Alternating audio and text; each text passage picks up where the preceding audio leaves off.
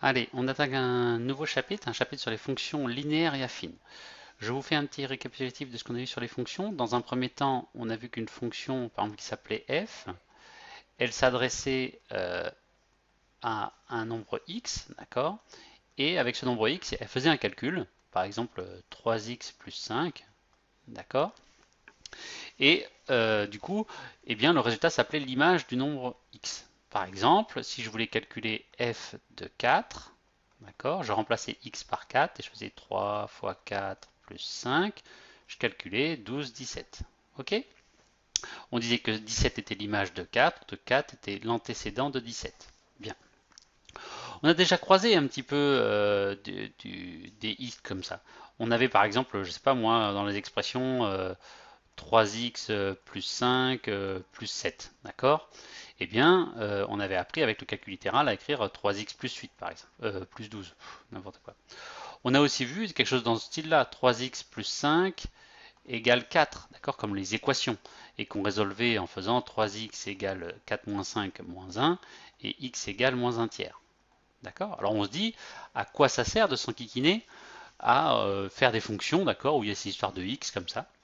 Eh bien la différence, elle est là. Elle est que quand vous avez fait du calcul littéral ou quand vous avez fait des résolutions d'équations, le terme x, d'accord, désignait un nombre fixe, d'accord, à déterminer, mais ça désignait un nombre bien particulier. D'accord? Dans le cas d'une fonction, le x qui est là, c'est un nombre qui varie. X va désigner donc ce qu'on appelle une variable. D'accord? Je vous donne un exemple.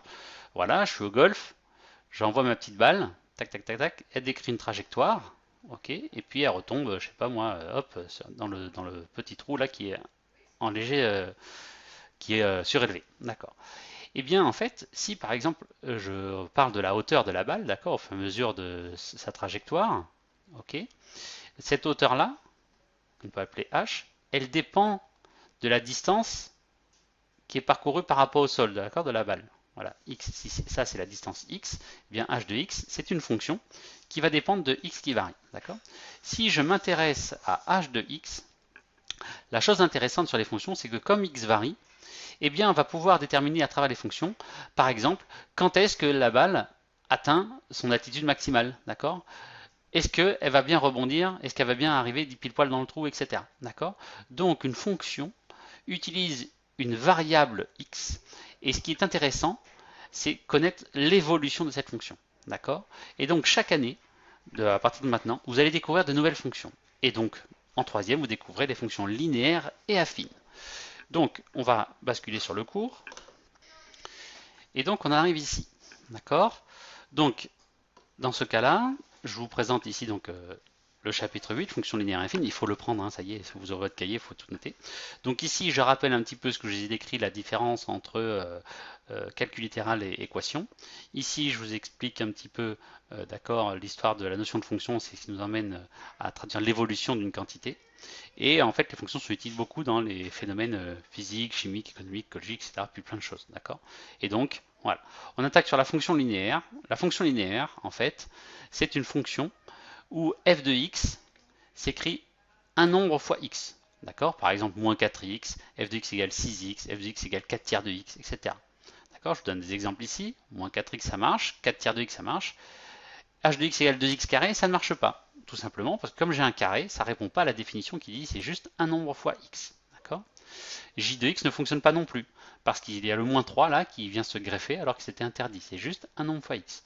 Et le k de x qui est égal à 2, pareil, d'accord, ça ne marche pas puisqu'on n'a pas de x. Ok.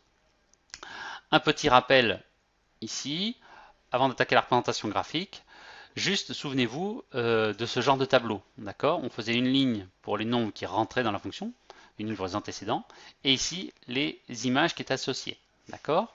Exemple, j'ai pris des nombres au hasard, moins 3, moins 1, 0, 5, 4, etc. Et j'ai calculé les images à chaque fois, d'accord. Donc ces images, eh bien je prends la fonction par exemple f, je rentre 4, j'écris f de 4, ok, et je calcule moins 1,5 fois 4, et je trouve moins 6. Ok.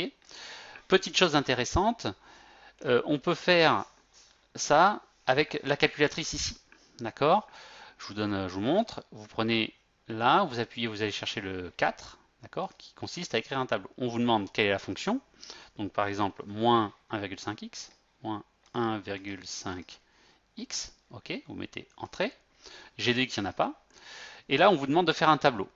Mon tableau, a priori, alors là, on va le ranger dans l'ordre croissant. Donc ici, je démarre à moins 3 au plus bas et je vais jusqu'à 10. D'accord? Donc je démarre à moins 3, je vais jusqu'à 10. Et puis, a priori, si je vais de 1 en 1, je croiserai tous les noms qui sont écrits. Voilà. Donc je fais ça. Et ici, on retrouve les valeurs. D'accord? Par exemple, pour moins 3, j'ai 4,5. Pour moins 1, j'ai bien 1,5. Pour 0, j'ai 0. Pour 5, j'aurai moins 7,5. Alors, si on va tac, tac, tac, tac. Voilà, pour 5, je vais le chercher, moins 7,5. D'accord?